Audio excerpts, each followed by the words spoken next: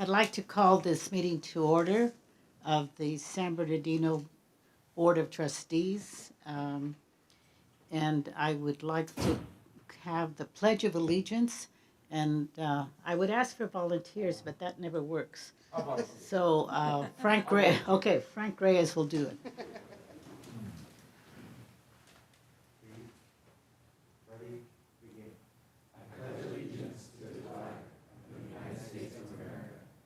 To the republic for which it stands, one nation under God, indivisible, with liberty and justice for all. Thank you.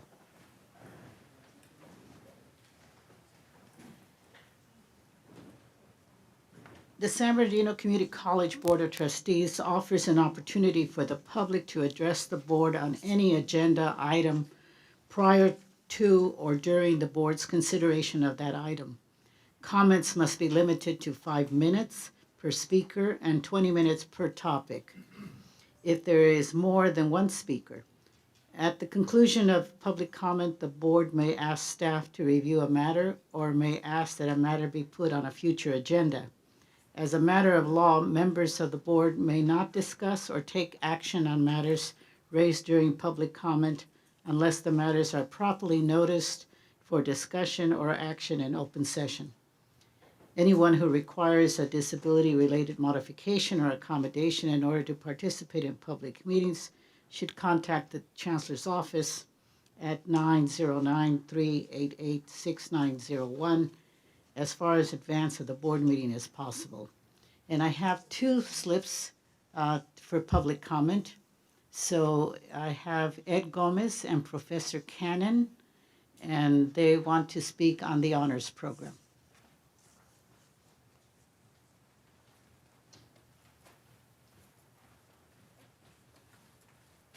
Good evening, everybody. Thank you for having the time to listen to us this evening. I was this year in May given the honor of taking over the honors program at San Bernardino Valley College, and that's been a great honor to be in that position. It was all new to me. I also have my colleague here from Crafton Hills College who's been there for a while and been so wonderful to help me along. So we really just wanted to do a couple things this evening. We want to thank you for the support that the district and the colleges have given us.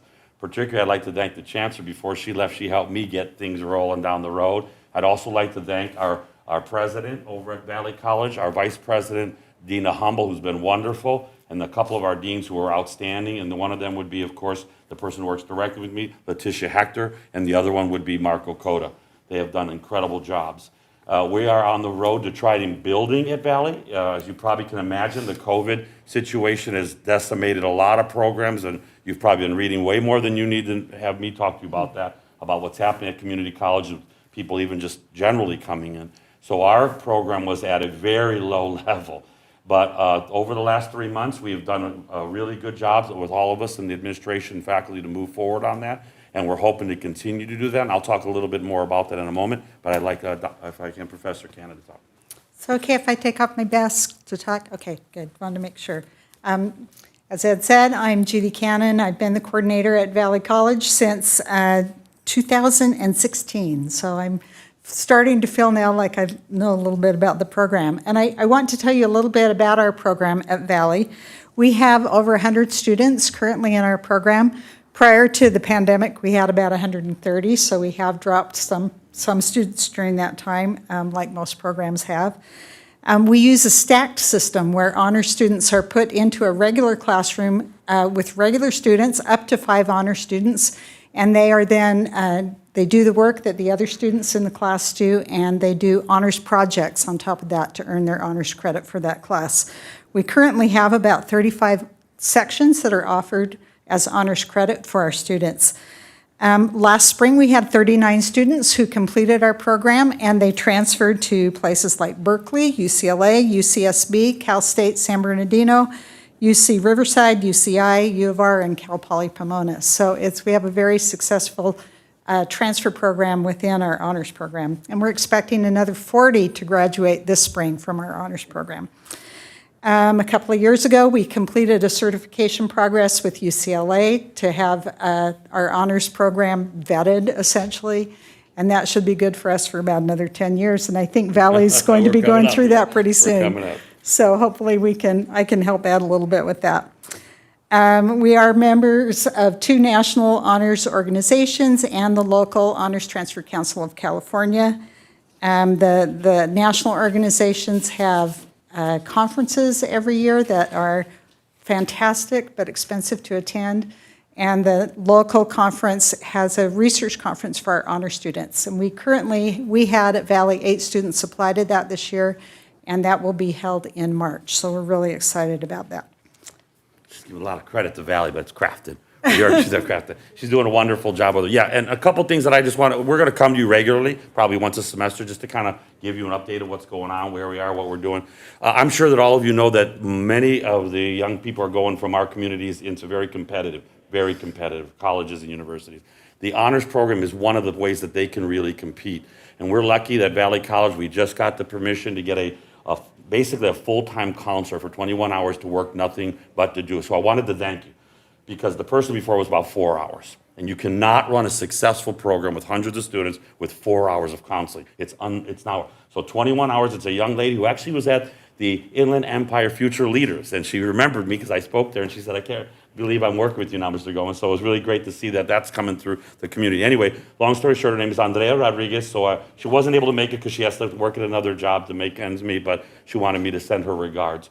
Also, as you just heard from our good friend, Professor Cannon, the money that it takes to run these and the things that we're expected to do is high. It's not easy. There's a thing called UTEP with UCLA. They expect certain things. Valley College, we do not have an office or a place for our students. That's a requirement. When they come in the next year or two, we will be dinged and maybe kicked out of the program, so we won't be allowed to have our students transfer to UCLA through the transfer program. That's not good. We need to make sure we have a space. They expect that we have some secretarial support. We have some right now through the transfer center, which is already overworked and having so much. So we need help. We need to be able to do it. And then some of the conferences that she's talking about that we'd like to attend to get our faculty members involved in this. At Valley College, we have 0 STEM classes. 0 STEM classes teaching honors right now. It's all history, sociology, psychology, nothing on that side of the campus. And I've been working with them. I'm calling them. I dealt with 2 of them today on a little lab that we had in service. We really would appreciate it when we come to you for the support that we need to get our faculty, to get the things that we need for computers, desks, maybe just a little room or something, so that these students who are at the highest level really get what they deserve and move on and represent us. And reflect us, right? And become a part of our community, come back, become doctors, lawyers, professors, whatever they're going to do to give back to our community. So we come to you to thank you. We come to you to tell you where we're at and what we're doing. Valley's, like I said, was in a pretty bad place, so I'm trying to revive it, and I'm going to do that. I promise you that. And then we come to you to ask that in the future, when we need the support and you see it come before you, please think about what it means to some of these young people who come from San Bernardino or come from Crafton, who are going to go against other people who had honors programs, who had offices, who had all that stuff, and we didn't have that for them. That might be the difference between them not being able to succeed at those same levels. So we thank you again for your time. I don't know if you want to say any closing remarks, Professor Kim. I'll just say, we've been really well supported by our administration at Crafton. Yes. We're really excited about the direction our program is going. We see great growth coming up in the future. Growth takes more money. And we're hoping that will be available and that'll be the case. But we are very appreciative for the way that we've been supported. And Ed and I are really excited to work together. We think that there are many things that we can do together. Together, there'll be a lot more energy, and we think we can be better than 2 separate programs if we're working together. So, thank you. Thank you. Thank you. Thank you very much. Oh, you have a question? Yes, please. I didn't want to keep any more time. Yeah, no, I think it's great that we have such a prestigious program. Yes. You're talking about a counselor. The counselor, what's the cost, just roughly? So the counselor cost came through you guys, through VP Dina Humble, and I'm not 100% sure, but I think it was somewhere around $35,000 for the 20 hours. Wonderful. Because, I'm very involved at the national level as well, as you know, with Right. people that, organizations that Yes, give sir. our students an opportunity Yes. to do international. We're currently working with a company that's going to provide good leadership in terms of the environmental. In Spain, they will pay for our students. Nice. So perhaps, and we're working with Todd, is it Todd? Yeah, From the, Bible. So Yeah. thank you so much for taking that time. There are a lot of good opportunities. And if I can be of any help myself in terms of carrying them to Washington, D.C., paid internships, be more than happy to do that. Trustee Reyes, Thank you. appreciate that. And if we can be of any Great. help and you have any questions, feel free to contact us. Thank you. Thank you. Do you wish to put this on a future agenda item, as a future agenda item? I want to remind our trustees that we need to follow up on, if there's any comment, we need to put it as a future agenda item for us to discuss. I think I'll leave it up to you, but I think that when we have programs like this, we should really take advantage and move forward in any way that we can. When we go into the community, we want to say that our students, our faculty are very engaged in trying to make sure that their students go wherever they want to go. I've had students that go to Berkeley. I've had a student that's going to Georgetown and so forth. So anything we could do, I'll leave it up to you, Mr. Chairwoman, in regards to that. So my question to you is, do you wish to put this Absolutely. on, Yes, on a future agenda, Yes. as a future agenda item? yes. Okay. Noted. Trustee Houston, did you have a? No, I just was clarifying whether or not that was public comment or a report, like a Yeah, presentation that we were going because, to be commenting on. That was my question. All I know is that I appreciate when faculty come and talk. The procedures, I'll leave it up to you guys, and if we need to do certain things, great. Yeah, I just want probably to make would've sure been that we best do as a that, what report is right. instead We of have public professors comment. coming over, giving a report. So- I So just when wanna- we asked how would be the proper way, we were directed to this way. I thought it would be a presentation also, but we were told that this would be a public comment item. So I just did what we were told. So in the future, if you would like, and I would like, it would be a presentation. We can give you numbers. I only have 5 minutes and stuff. We'd like to talk to you about what we're doing. Many of our students are presenting at the University of California, Irvine in March. I've had dozens of students have gone there. In the past, one got $3,000 cut, one got to go to Berkeley. We'd like to talk to you about that. But we had limited time because it's this, so in the future, No, if you have any questions. I understand. I just want to clarify, the reason I was asking is because I have additional information I think that you I love you it. would love to have, but this isn't the venue That's right. for that, but for Yeah. the future. Thank you. That's the only reason I was asking. Thank you, Professor Gomez. We also have Tim Falk.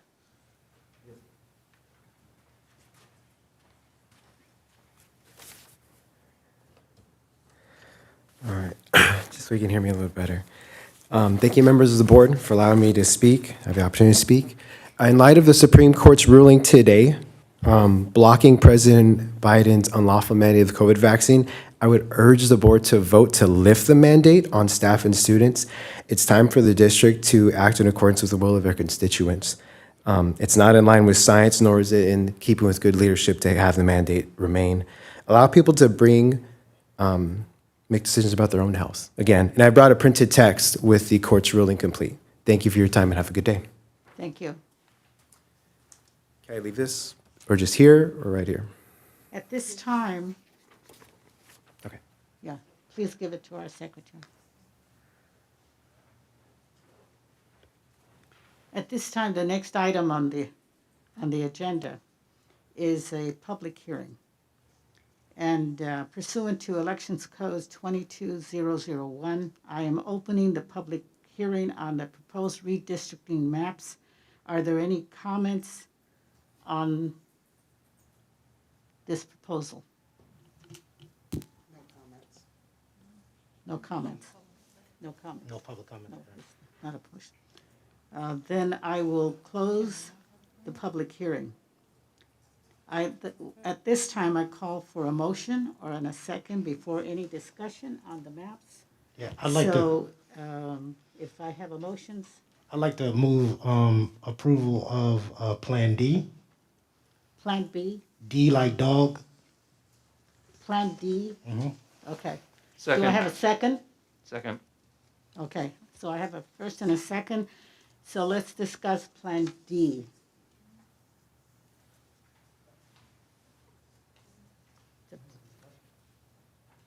Is there any discussion on Plan D? No? Yeah, you can have discussion now. Call for the question. Okay. All right. All those, let's have the student advisory vote. Trustees? Aye. Aye. Okay. So Plan D has been approved for the redistricting for our future. Thank you.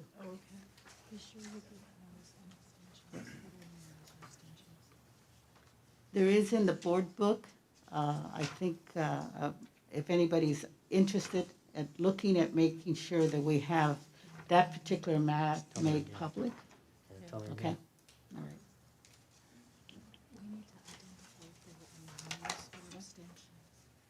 I'm sorry, I can't hear you. No, were there any abstentions? Or no's? No, no Or negative no's? votes. All right. It's unanimous. Thank you. Let's move to approval of the minutes. I'm asking for a motion and a second before discussion. So moved. Second. Okay. Is there any discussion on the minutes from our last meeting? None? Okay. Student trustee? Aye. Trustees? Aye. Aye. Any abstentions or negative votes? No. Okay. So the minutes are approved. Let's do our celebration presentations, our applause cards.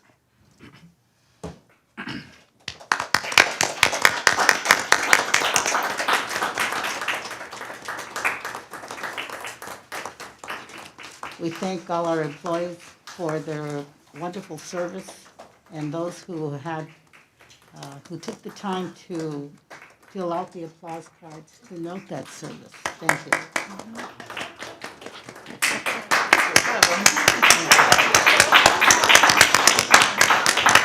Stand up.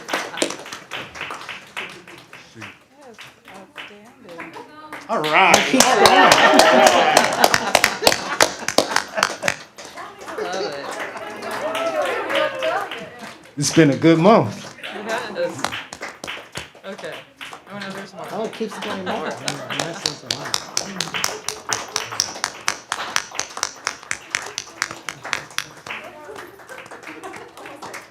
Okay, you're just coming. All right. At this time, we'd like to have employee anniversary recognition. Please display them on the screen. Congratulations to the staff for their years of service with the San Bernardino Community College District. Look at the number of people who have been with us for such a long time. There we finally got past the 20 years, and those who have been more. Yeah.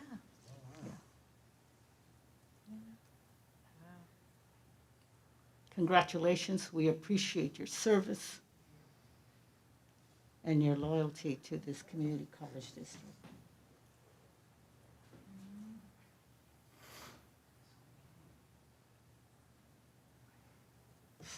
Wow. Thank you.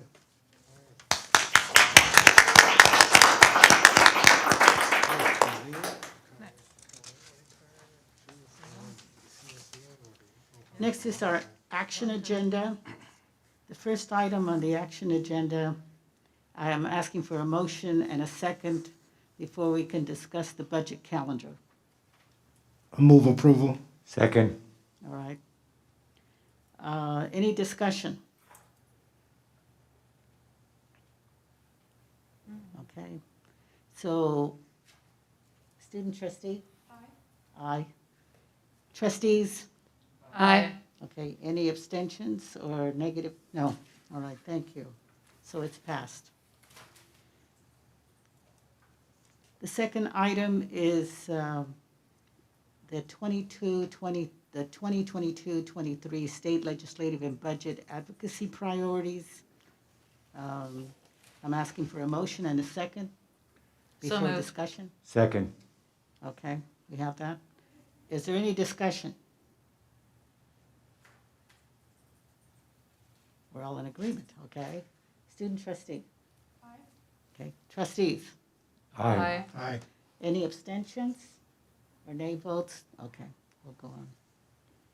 Accept the board policy for first reading. We need, and I'm sure you've all read it. I need a motion and a second. I'll move it, and I just wanted to, I found a typo and just wanted for consistency. We use. I'll second so you can discuss. Oh, We need sorry. a second. We need a second. Seconded. Okay. Please continue. We just for consistency of language, and where we talk about participation in local decision making, on page, I don't know the page number, but it talks about the title is what is this? It's the AP 2510. It talks about shared governance, and we usually use the term participatory, and so just for consistency Okay. with the law and with the rest of the language, one of Okay. the sentences is So you not want to consistent amend with that? Yes. Yeah. You want to amend your motion so that it accepts that correction on the language? I will amend, I move with the, I'll move this item and ask that the language be changed to just be consistent with the law and the rest of the language. And I will put my And second whoever back ma- in. I made the second. I'm Whoever fine with had it. the second? Okay. Yeah. All right. Madam Chair, William Diedrich, legal counsel. Because there is really, it's a first reading,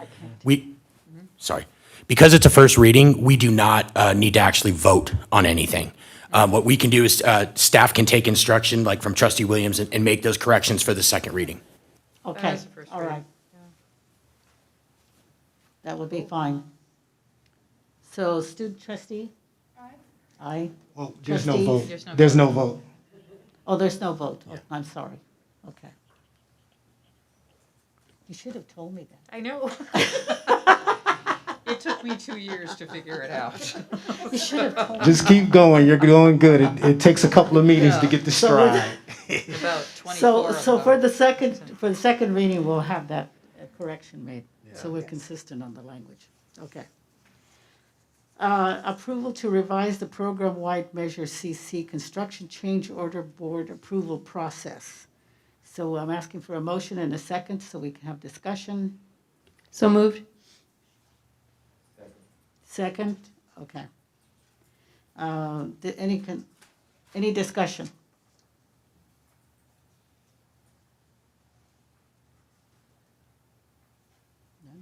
Can you We just talked about this in describe our- what the yeah. change is again? I didn't, We had discussed this, I think, in the fiscal committee. We so- discussed in the finance committee. you guys moved this? yeah. Okay. We did.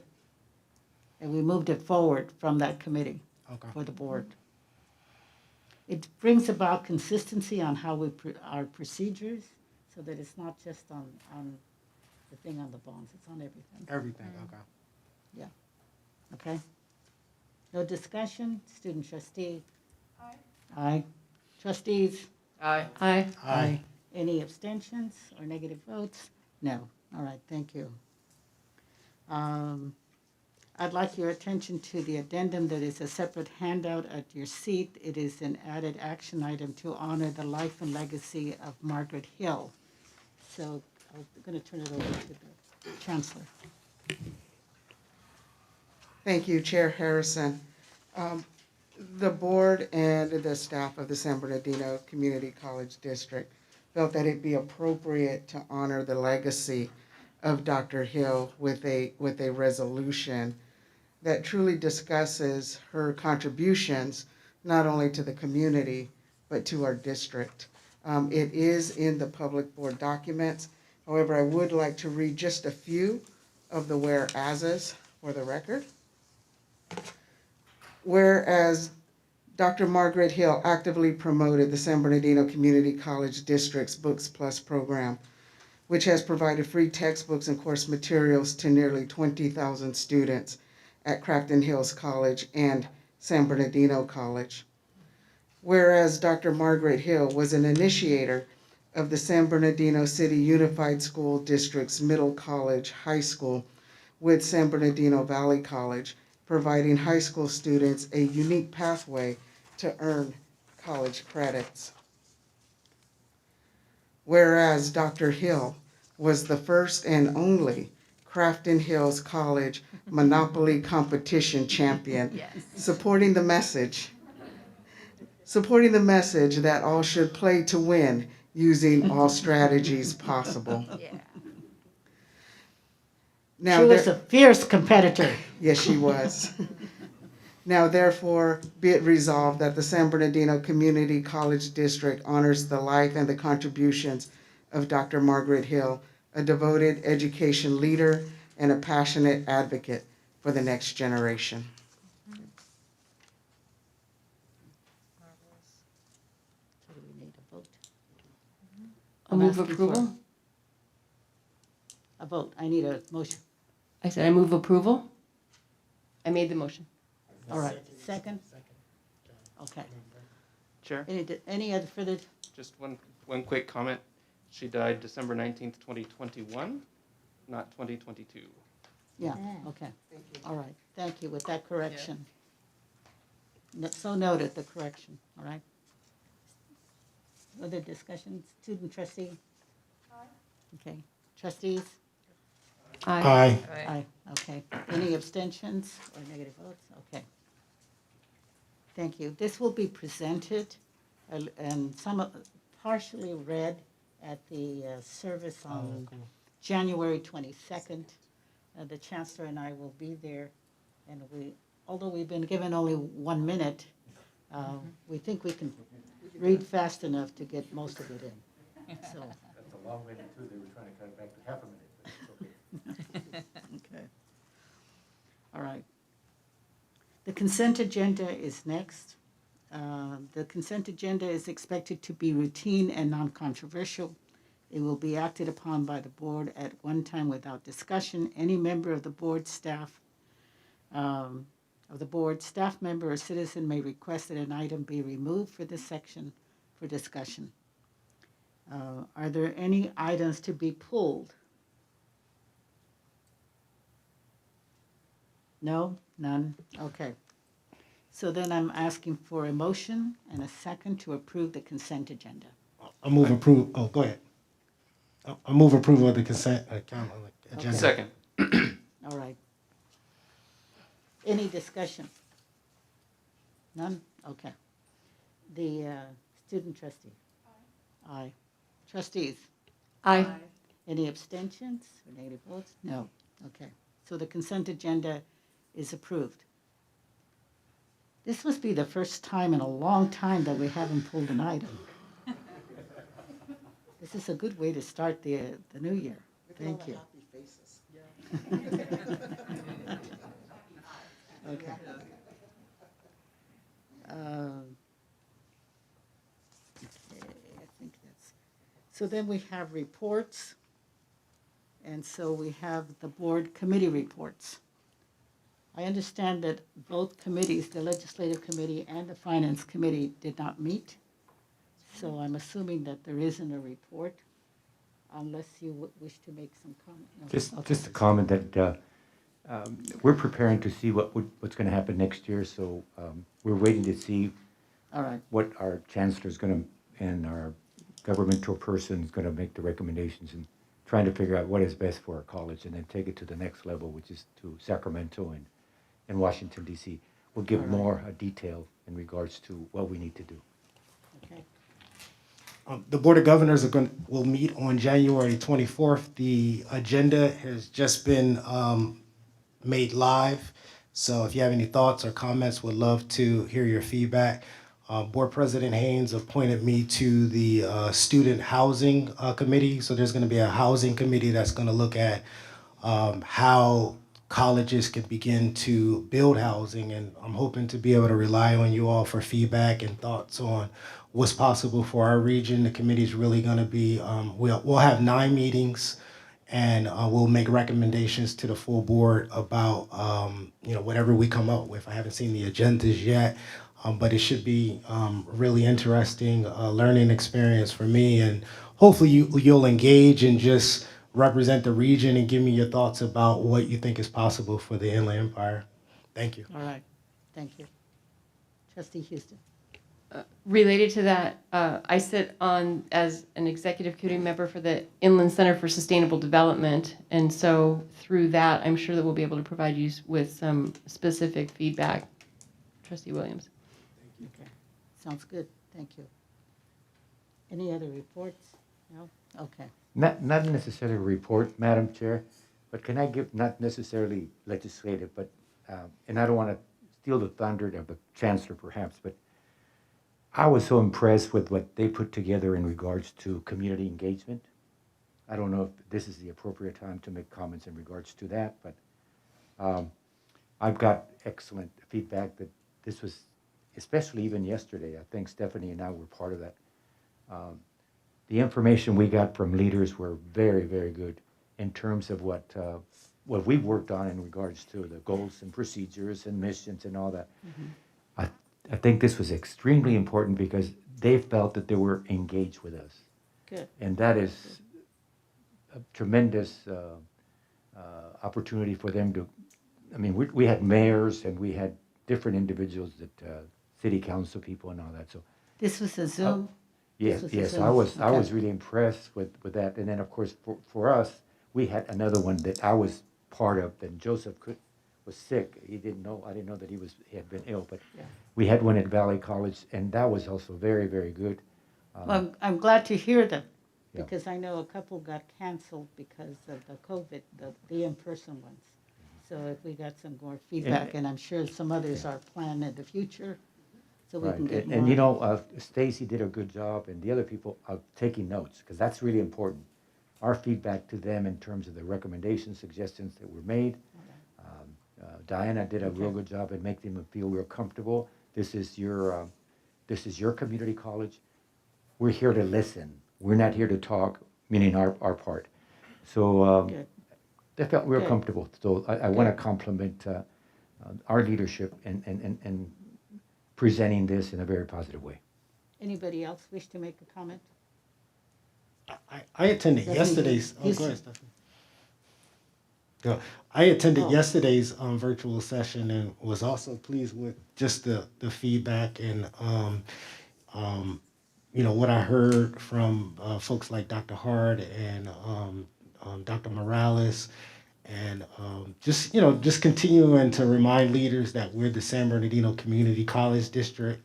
We're not the San Bernardino Valley College District. And I think we should be bold in correcting people, because when you don't mention Crafton, you leave opportunities out. Like, there are some districts that really believe that students in the high school district can only go to Valley. And I know, you guys have a gentleman's agreement, but there are programs at Crafton that are not at Valley and that would be beneficial. And so I say be bold in correcting leaders. We're not the Valley College District. We have 2 campuses, and that was just a reminder for me that we just need to make sure that distinction is made. And it's okay to correct people because they just don't know.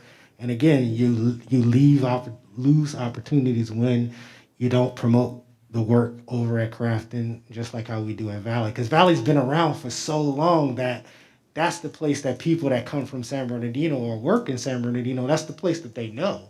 And, so I just wanted to lift that and just continue to push us to correct people when they misspeak because it's important. You could politely just remind them, hey, don't forget about we got a beautiful campus over here that is, the top in the region for transfer. And so, just reminder of that. Yeah. When I was at Crafton, everybody thought we were a private school, a private university. We changed it And to the so, Heavenly in fact, Community one of the College, chancellors close to called heaven. us the Emerald on the Hill. And so, but we are one district. We are one district. and we Madam have Chair, programs that can benefit anybody in our district. Right. So we have to Madam- completely keep pounding away at that. Yeah. Yeah, Madam Chair, definitely. Madam Chair, I just want you to know one thing. Wait a minute, she's been waiting for a long time. Oh, okay, well, yeah, but I didn't see the light, I'm sorry. Sorry, just to add to the comments that the community engagement was incredible.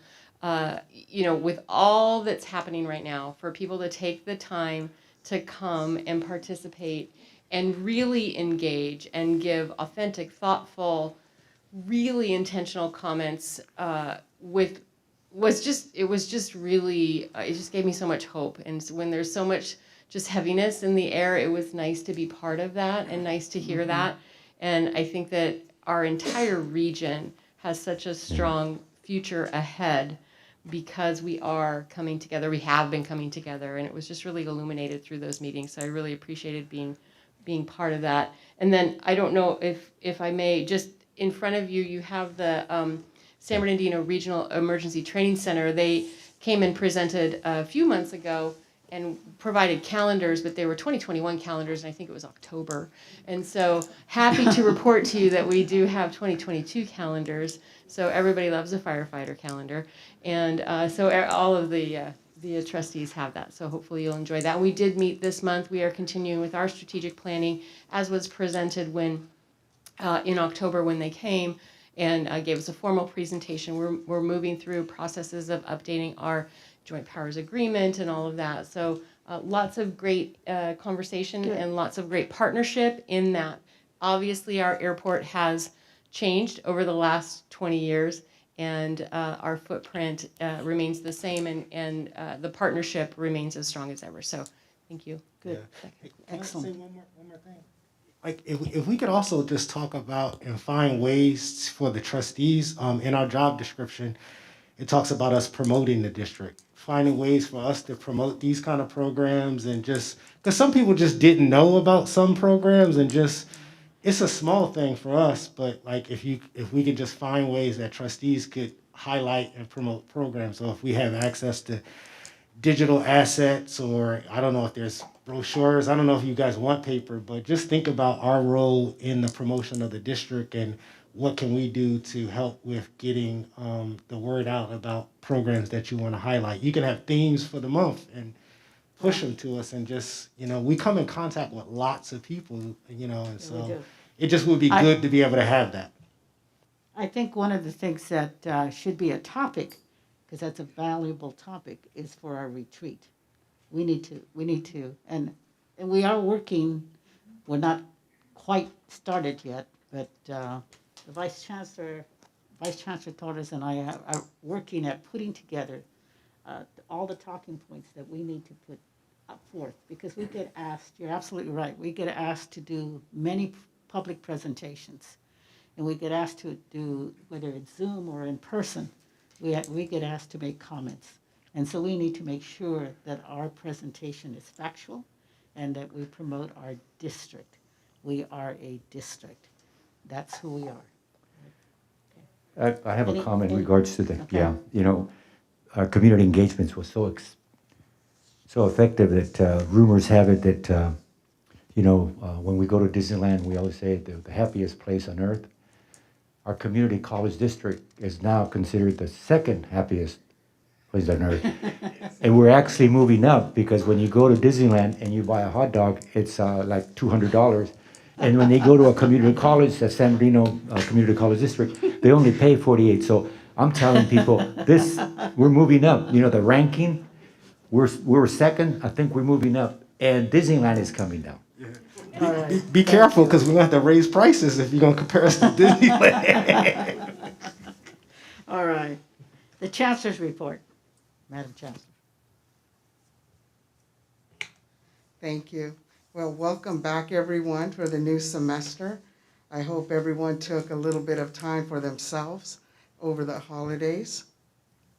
I know that the last couple of months have been very difficult for many, and I want to acknowledge on behalf of the district and to express condolences, for the many lives that we've lost. Some of which include our board chair, Gloria Harrison's sister, Martha Macias Brown, who is an alum of San Bernardino Valley College, and that we had the honor of giving her the distinction of an outstanding alum at a recent Hall of Fame event. Trustee Longville's mother and brother passed away over the holidays. Vice President Strong's parents passed. The community's Dr. Margaret Hill passed. San Bernardino Valley College's foundations, Ed Sumsky, passed. Crafton Hills, Catherine Hendricks, recently passed. Oh, really? And most recently, Valley College's Chris Schaefer. So please keep good thoughts for their families and their loved ones, and for any of those that I may have missed. So thank you. On a lighter note, our students from Crafton and Valley were featured by Yahoo Finance, highlighting our partnership with IEHP, Inland Empire Health Plan, to educate the community about the COVID-19 vaccine awareness, education, utilization rates amongst students, and other topics. You know, when our students get involved with actions like this, it just makes me extremely proud of what they do and of the campus leaderships that encourages them to get involved. Dina Craybill and Stacy Garcia were asked to present to the Secretary of Labor about the work that we are doing in the trades. I was privileged to be able to view the presentation. Just some truly outstanding work going on in that area. The Secretary also acknowledged our work and our partnerships with the Water District in Rialto. So thank you for all that that participated in those presentations. You know, last week we announced and sent notice that we'll be starting the spring semester remotely for the first 6 weeks. And I want to thank the district-wide task force for their continued work and their recommendations to keep all of the district's employees and students safe. I also want to thank the campuses and the sites for their contribution and leadership in helping to make this transition as smooth as possible. And finally, you heard a lot of discussion about the community engagement. This is a part of the district's planning process as we put together our strategic plan. And yes, over the past couple of weeks, we had these community conversations. Many of our leaders from our four-year universities that you heard are unified school districts, large businesses, small business owners, leaders in nonprofits, and just about every walk from our community participated. I'm happy to say that the community truly appreciates us, appreciates the work that you do. However, we also learned that we have a lot of work still to do, right, to meet the needs of our community and so that our students can be as successful as possible when they go out into the workforce and to transfer. So I want to thank the board, the vice chancellors, the president, our director of governmental affairs for your coordination and participation in these conversations. So with that, I say Happy New Year, and I hope this is a very good and prosperous new year for everyone. Thank you. Thank you. Thank you for your report. Key performance indicators. Do we have a report? May I comment? Okay. I was just excited to see the report. I think everything's trending in the direction that we want it to trend. And I was also really appreciative of the AB705 graphic. That was really nice just to be able to kind of see both of I can see how they coordinate and connect and all of that. So I really appreciate that, and that was put together in a very concise way. So thank you for that. Paying attention to that along the way is just so important, and I'll wait till we get to it for the other things. Great. Quick point on the AB705 graphic. It's a beautiful graphic, but it has some not beautiful typos. So before that goes into the world, it would be really great if that could get amended. Thank you. We'll take care of Yeah. those. It's not just my Oxford comma stuff. I mean, it's real things. So, Yes, we will take care of that. Thank you. Key performance indicators. Somebody making a report on that? The key performance indicators are included in the board packet for information and if there's any questions Okay. for that. Any questions on the key performance indicators? Any questions in the Trustee Houston, did I see your hand go up? No. Okay. All right. So San Bernardino Valley College Academic Senate.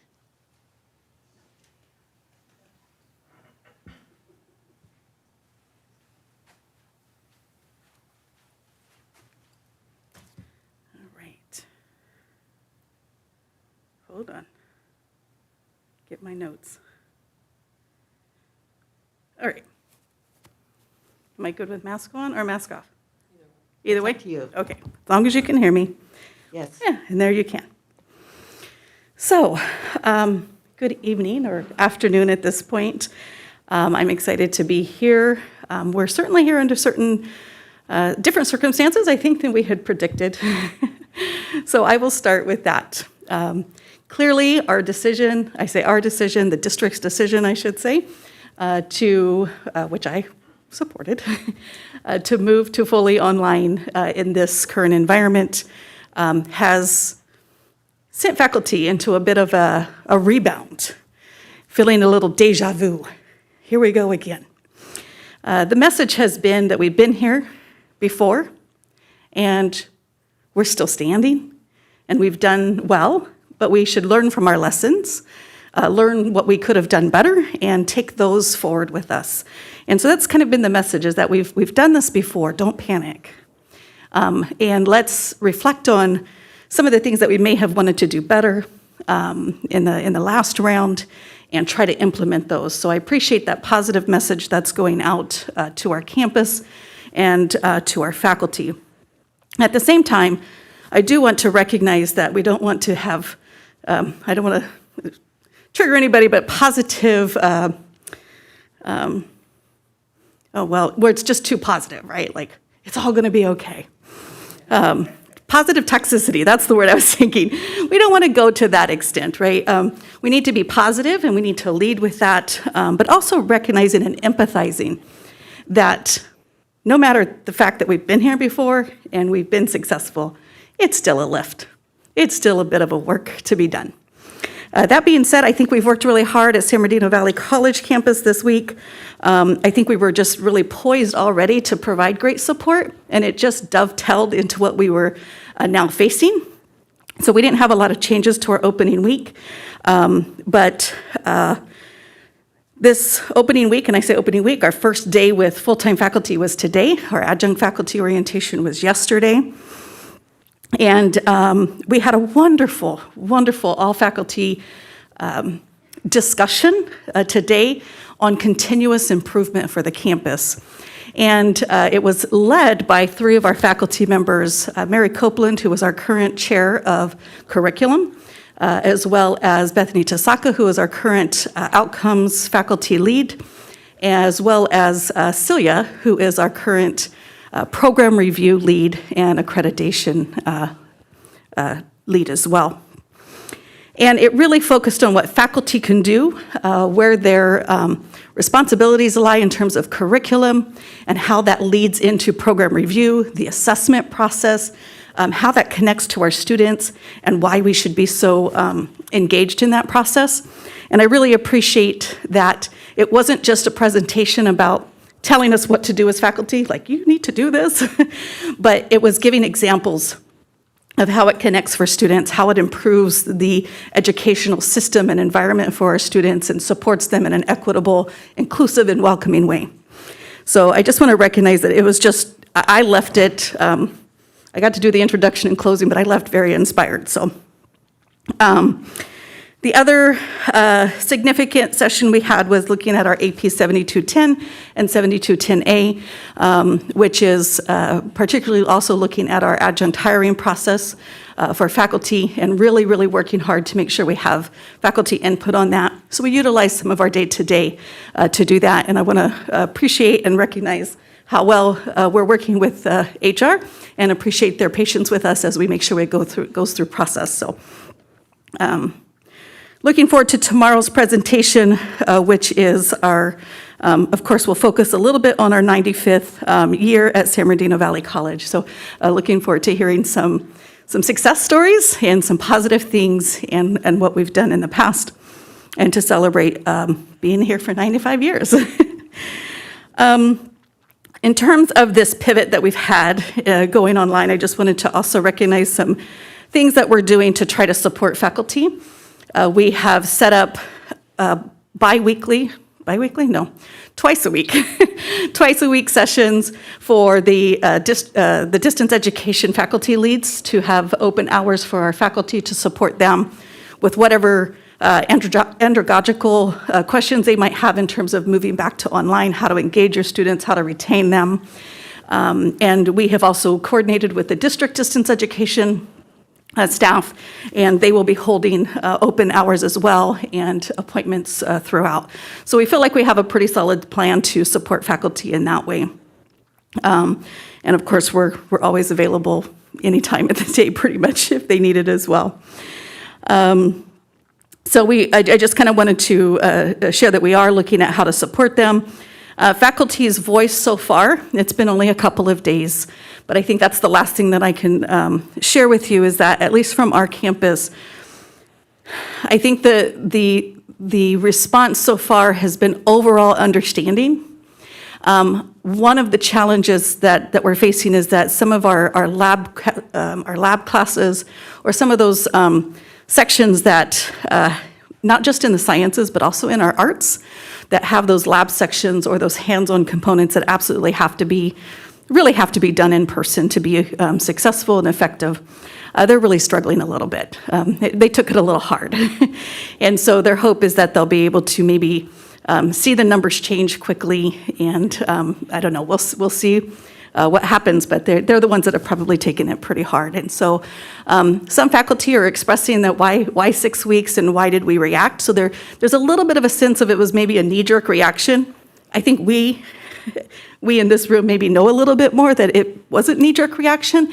So I don't know how to better improve that. I've been trying to just share with faculty what I can, that it was based on fact, it was based on reality, it was based on real experiences that we're having on our own campus in terms of staff shortages and the rate of infection and things like that. So that's where they're at, overall accepting, a little disheartened, bummed out, but also just hoping that at the end of 6 weeks we can get back at it. So thank you for your time, and we look forward to a great semester, and Happy New Year. Thank you. Thank you. I see a hand. Chancellor, with all the new technology that's out, like with the meta worlds and virtual learning, can we have a future conversation? I'd like to just get a beat on what percentage of the labs have the ability to use that new technology where they have the virtual reality kind of stuff. Like, are we at that point yet where we can start adopting that kind of technology for the labs that can use it? And if we could just talk about it in the future, I don't need an answer today, but just a future conversation. Bring that back. Mhm. Thank you. Yeah, thank you.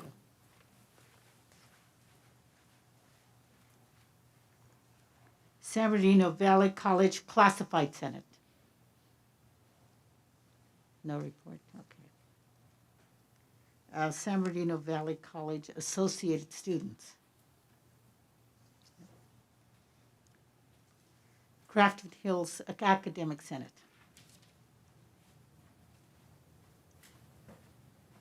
Hi, everyone. I have a short report, but I did want to address what Trustee Williams just brought up, which is we have committees on our campus that we can bring forward any technology that we need for the classroom.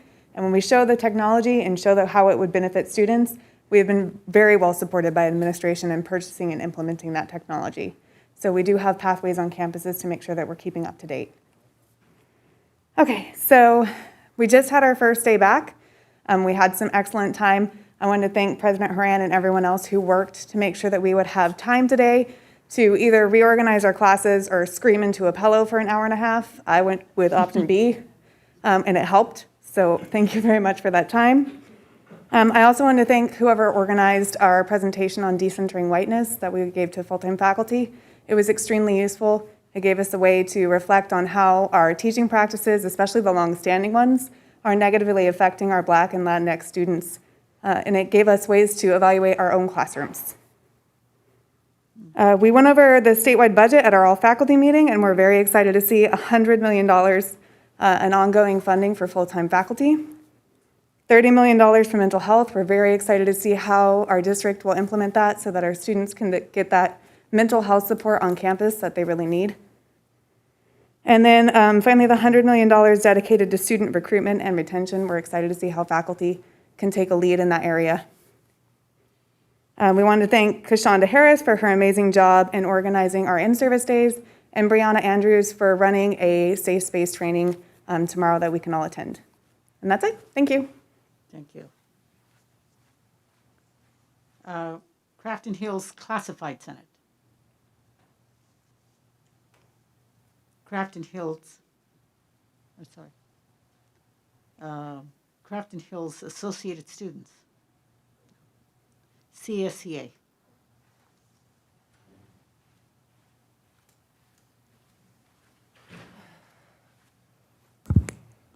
Good afternoon. It's not evening yet. So the last time I was here, I told you about some classification study focus groups that were going to happen like in March. Well, Christina jumped right on them. So we actually had our first classification focus group meeting on January 5th, right off the bat. And then we had 2 more last week, and we had several this week. We have more next week. They're rolling out. Not a lot of questions from staff. We're thinking that maybe, they feel more comfortable expressing themselves to me.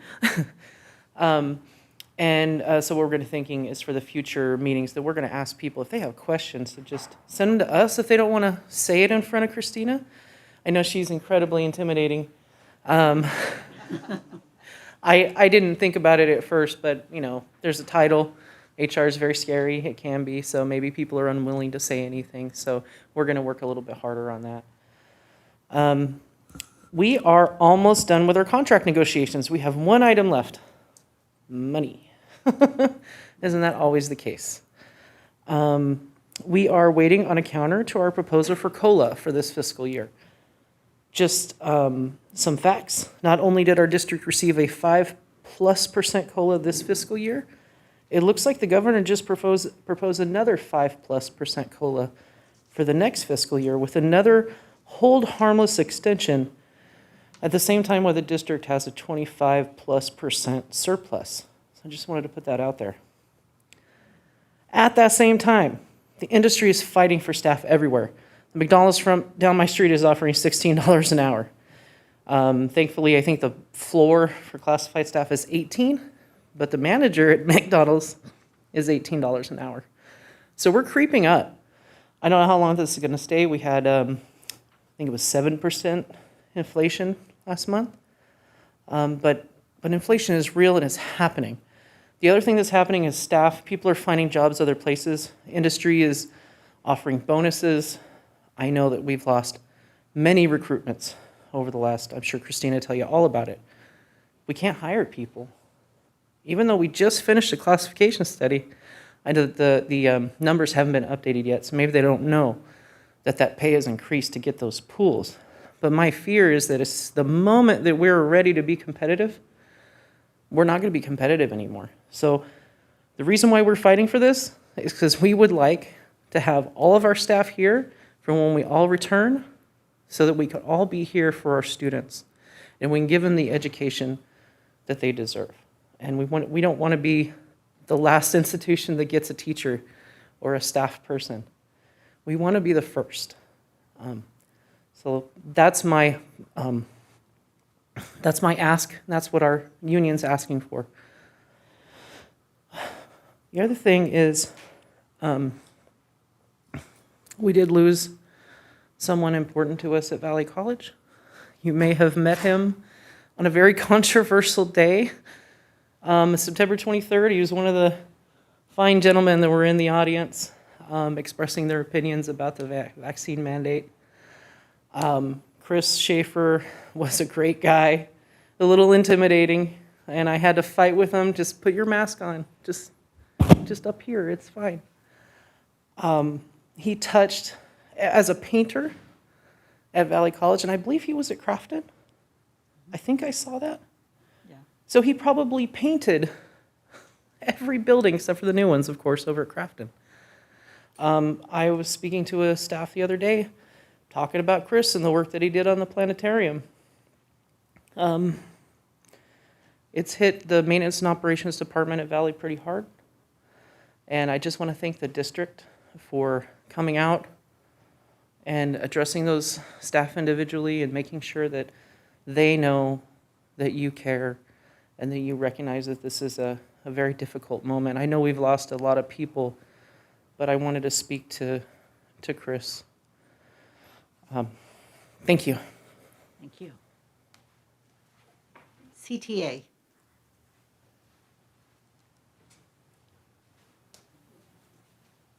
Me again. I have to give the report to Meredith because she couldn't make it here tonight, and it's super long and in a text message, and I'm sorry. It's probably not going to go super well. Here we go. Okay. I'm still scrolling. Good evening, members of the board. SBCCD TA has been busy building the last week, planning and negotiating for the next 6 weeks and the rest of the semester. We met for our exec team plenary last weekend to schedule activities and events for upcoming semesters. Our goal is to be both engaged in the current membership and to grow our membership through a variety of fun and informative gatherings. We also plan for our upcoming officer elections.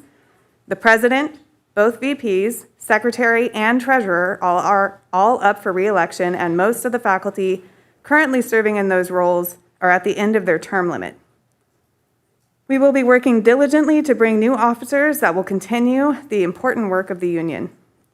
Our plenary meeting ended on Sunday, and by Monday it was becoming clear we were once again going to move to remote work. So the negotiations team was once again back in action to discuss and negotiate the next steps. Our discussions with the district team were focused on guidelines and problem solving and left the team satisfied that the health and safety of faculty would be protected. Unfortunately, the sense of satisfaction that we had after those meetings quickly turned to frustration and disappointment. While we understand the district wants to respect the campus's need to be autonomous, some of the messaging being given to faculty at the campuses did not uphold the sense of health and safety we felt was presented at the negotiations table. To their credit, when we made our concerns known to the campus administration, they responded quickly, listened, and addressed the issues to the best of their abilities within a few hours. We are thankful that we have a relationship with campus administrators that allows us to fix issues quickly, but autonomy without clear direction to every level of management means we often end up with lots of fires, and we are tired of putting out fires started by preventable errant sparks. Our request to the board and to the campus administrators is to appreciate that having negotiated language helps reduce inconsistencies and interruptions by managers that create fires that take time from multiple people to put out. That's the end of the report. Thank you. Thank you. Thank you. The Police Officers Association? No report, okay. San Bernardino Valley College President. Good evening. Happy New Year to everybody. My report will be brief. I don't want to be repetitive. A lot of it's been addressed tonight. But we have been preparing for the spring semester all week, as you heard. And so we have our opening day tomorrow. So we will launch and kick off our spring semester tomorrow morning.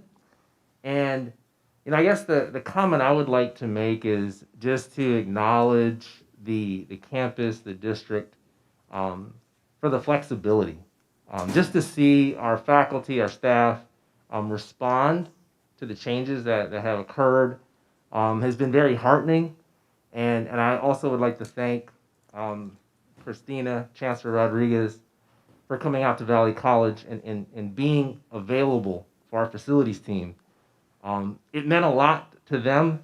It meant a lot to the campus. You could just tell from their presence, and it was a very meaningful conversation. I think that just reiterated the sense of family that really finds its way throughout the college and the district. So thank you for doing that and being there.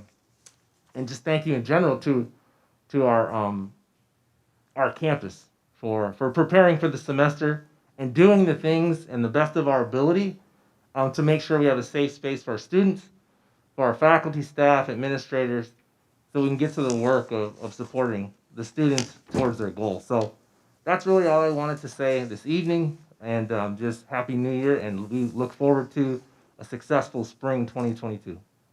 Thank you. Crafton Hills College president. Good evening, Happy New Year. I just have one correction to Brandy Bayless's statement. I gave it a solid 2 hours to cry into your pillow. It was more than an hour and a half, but it was appreciated time, I think, today. Just a brief couple of items from Crafton Hills College. Over the month of December, we launched, we think, one of our largest digital campaigns to try and increase enrollment. I have a lot of metrics and data, but we did digital platforms, postcard mailings, radio, Spanish and English, and we made an investment of about $11,000 that resulted in about $60,000 of new students enrolling. So we're pretty excited about that, and we're going to continue that work moving forward. Like I said, lots of metrics and things I can talk to you offline about if you're interested in it, but it's a little too boring for a report for this evening. I want to thank the Respiratory Care Department and Vice President Keith Wirtz for the work that they've done. Tomorrow, they will be submitting their packet to the state to seek approval for a 4-year degree, Bachelor's of Science in Respiratory Care. And we're very excited about that. We got our 2 letters of support. Talk about community partner engagement. Both Dr. Wilcox and Dr. Morales from CSU and UC gave us outstanding letters of support for that program, and we're being supported regionally by our partners. We have another COVID vaccination clinic taking place on January 20th at Crafton Hills College with a follow-up on February 10th. And also, Brandy mentioned we had an excellent speaker today, Esmeralda Hernandez Hamed and Debbie Hansen, talking about decentering whiteness in our pathways. This is a stackable approach that we're doing to some work that we're going to be completing over the next 12 months at Crafton Hills College. Debbie Hansen specifically will be leading a year-long project for 30 faculty that will be focused on equity-minded classroom training, and a leading from the middle group, which I've mentioned before, which is focusing on infusing diversity, equity, inclusion into our course outlines of records and our syllabi. And we're very excited about both those projects taking place. And that's my report. Thank you. The next things on the agenda are information items. So at this point, I'd like to ask our fellow trustees if there are any items that you would like to bring up for discussion on these topics. Trustee Houston. Trustee Houston. No discussion, just appreciation for the work that goes into many of these reports, and appreciation for the ongoing report on the status of COVID-19 and what we're doing in response. Is really helpful to get that every month in the report. So I just wanted to show appreciation. Thank you. For that. Then Trustee Reyes. Part D, which is contracts below 96,000. Just wanted to make sure that our team really takes into account when offers are made or contracts are given.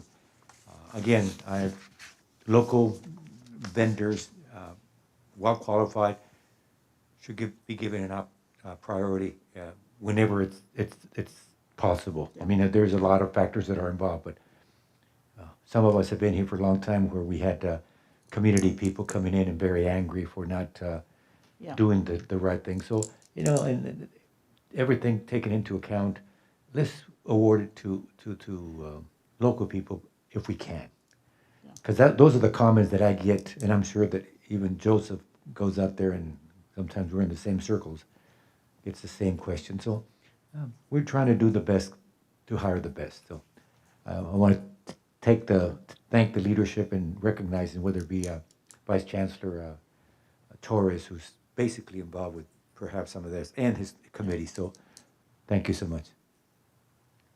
I think we have received in the past an update, and it certainly has gone to the Finance Committee, an update on the stats on how we're doing with the different contracts.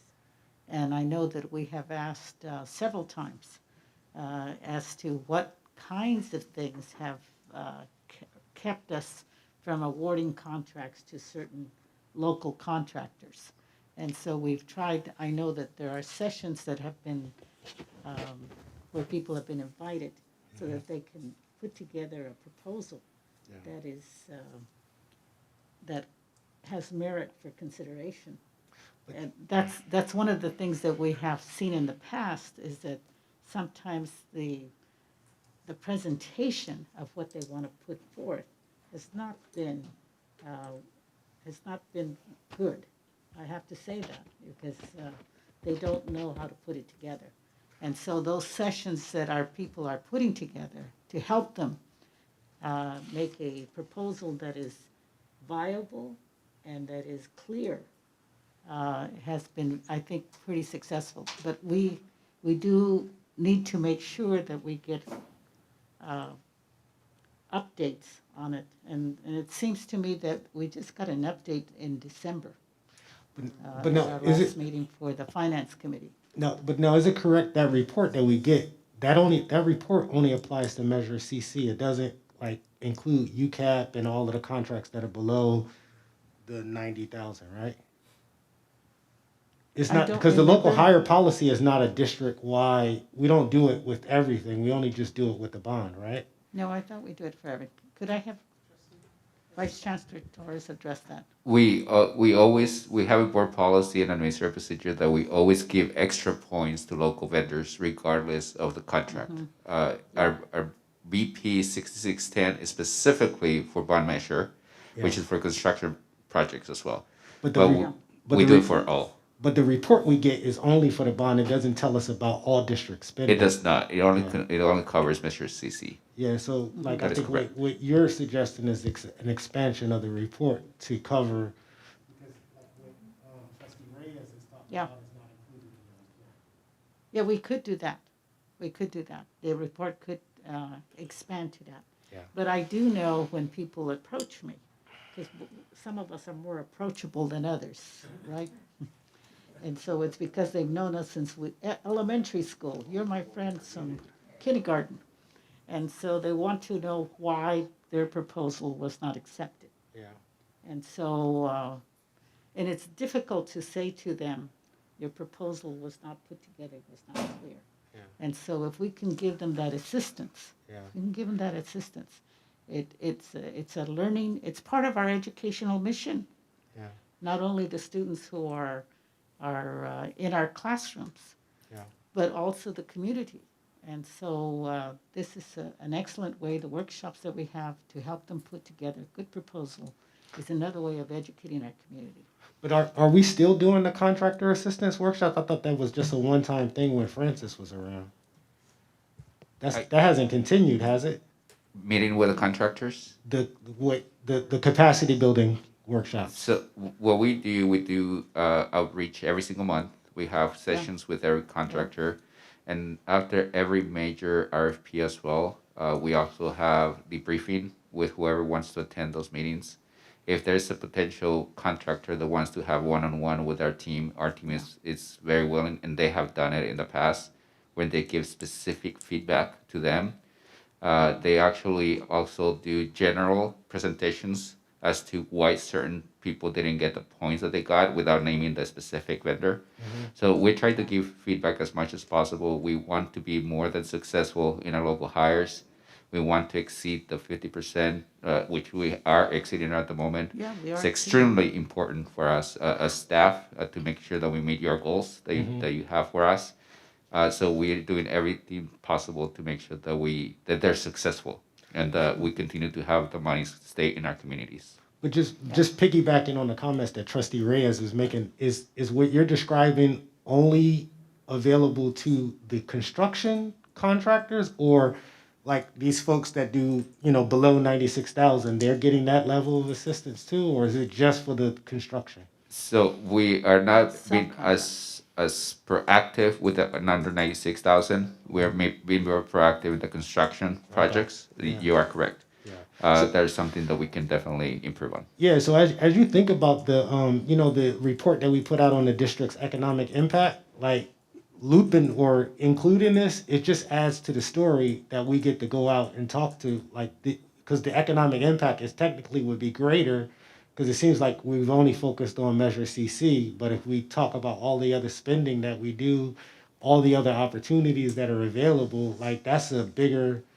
story that we can begin to tell to the community, like, look, this is how your tax dollars are being invested back into the community. I understood that the workshops that we used to have for subcontractors, the little guys. But that was just for Were the also construction, being though. That was just for continued. construction. That was just, but think about all the other spending we do. We buy toilet paper, we buy paper, pens, and we spend a lot of money. It's not just the bond funding. It's a lot of other stuff that people just don't know about. Yeah. Every month we're spending, like every meeting we come in here, we're spending a lot of money. I mean, I'm not saying it's bad. I'm just saying that that's opportunity. Yeah. We do that. Feedback taken, yes. So we have to take note. So when we get some stats back, when we do an follow-up report, we can look at the different categories, not only CC, but the others. I know that I was approached by somebody with copiers. This was months ago. And there were 3 companies that were approached, all of them with local offices, but they are big corporations, whether it's Canon or any of the other groups, right? And they have to put together a proposal. And so some of them do not, and those are people who are just the copiers, right? Just the copiers. And they came to me and wanted for some reason they think trustees have power. Little do they know. And that we could award contracts by our word, right? And I said, we have a process, and we need to keep with that process. If you need information, these are the people you contact, because we don't want to start that kind of thing either, right? That they think they have influence because they know somebody on the board. But you know, Gloria, I see that also as a positive, and I say a positive in the sense that they relate, they know you, they know Ann. Is your mic on? They know Stephanie, and they're gonna come and talk to us, and they wanna be given an opportunity. Not that we're gonna bypass those, because I don't see that as I'm gonna recommend certain companies that come in. And the good thing that Jose has done is that I spoke to this big company that applied for a big grant, and they didn't get it, but they respected our procedure so much that they themselves said, you know what? It's my mistake, meaning the company, because they didn't provide the right forms, the right information. And that's the type of reputation we want to do, is that they themselves figured there's a procedure and we have to follow that. And as long as we follow that, so we shouldn't feel, as a board member, I don't want to be feeling like, oh, well, if I recommend this one and they're going to say, you're going to get the job. No, I mean, we're talking to professional people. They have to go through the process, and if they follow it, fine. If they don't, because Gloria, you and I have worked with one company that thought that, that we can move mountains, and no, we didn't. They had to follow the procedure. I wish. So anyway, I think that we do have, I feel that we do have influence and to some degree a little bit of control, but they still have to follow the procedure. That's all. Yeah. Okay, thank you. We done? Can I say something else? Yes. I'm gonna try this thing that he says that we have, but just think about opportunity. Like, are there opportunities for and not to create like a pay to play? However, what kind of job opportunities are available for our students amongst these vendors? Are there externship opportunities that are Madam Chair, faculty? if I can jump in? Yes. If the board would like to continue the conversation on opportunities and contracts, we can agendize that, but it currently is not agendized. We're not agendized to talk about the contractors? Yes. I think we moved away from the actual agenda items into other areas and just don't want to jeopardize conversation. Yeah, if we could talk about it in the future, I'm interested. Yes. Yeah. Absolutely. Okay. Oh, I just wanted to, I know on our electronic version, we have the reports from each of the campuses and KVCR and I always do it wrong, EDTCT, see I always do it backwards. And I wanted to just say that those were really helpful. And just if I could full circle moment to the public comment just on honors, there is a National Technical Honor Society that exists that as I'm looking at these reports that highlight so many of our technical programs, when we agendize that particular item, I think there's room for some amazing opportunities. Yes, thank you. At this point, since we don't have any other discussion, it's the announcement of closed session items. And we have several. One is conference with labor negotiators, Government Code 54957.6. Agency representatives Diana Z. Rodriguez and Christina Hannon, CSEA, CTA, POA, management supervisors and confidential employees.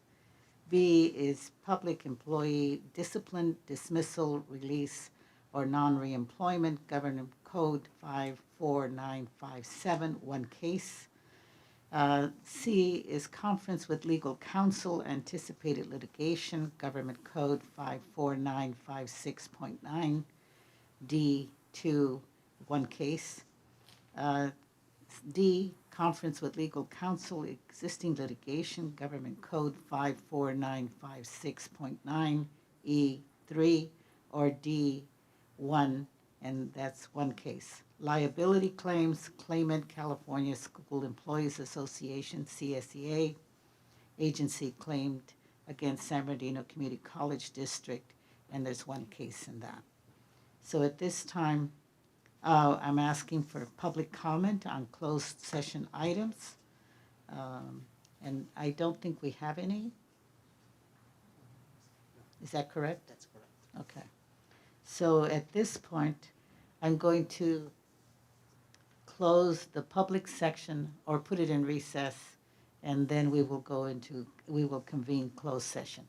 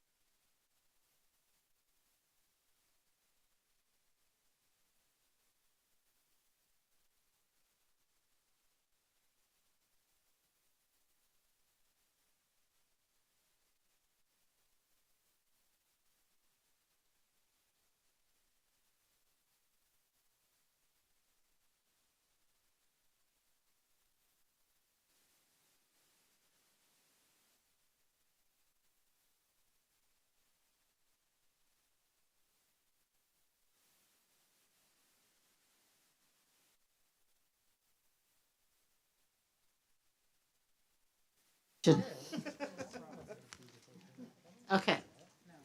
So we are reconvening after our closed session, and I think we have a couple of readouts. So So we I'll do. give that to the clerk. Okay, thank you. On January 13th, 2022, the board unanimously acted to approve Resolution 2022-01-13-HR01, which denies the government claim filed by CSEA and to direct the Chancellor or designee to send appropriate notices. The claim alleges damages and fees based on multiple allegations related to the collective bargaining agreement. Those voting yea were Reyes, Houston, Gonzalez, Harrison, Williams, and Veersel. Trustee Longville was not present. There were no nay votes. And then on January 13th, 2022, the board unanimously took action to approve settlement of workers' compensation claim number 573045 with employee number 8790. Trustee Longville was not present. Okay. I think that concludes our meeting, so we are adjourned. Oh, well done. Am I supposed to? The next meeting of the board, a 2-day mid-year retreat, Monday and Tuesday, January 24th and 25th, 2022, at the San Bernardino Community College Boardroom, 550 East Hospitality Lane, Suite 200, and that's when we will reconvene. Okay? We're adjourned.